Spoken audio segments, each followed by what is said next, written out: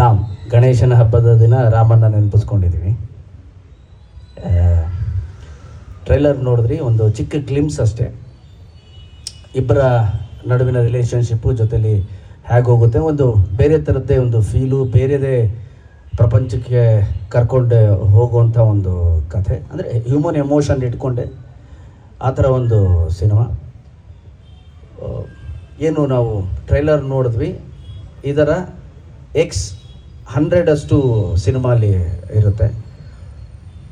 Next ಲೆವೆಲ್ನ ಒಂದು experience Ram, your sincerely Ram ಸಿನಿಮಾಲಿರುತ್ತೆ. Each and every scene, screenplay ಆಗಿರ್ಬೋದು, ಒಂದು ಎಕ್ಸ್ಪೀರಿಯನ್ಸ್ ಆಗಿರುತ್ತೆ.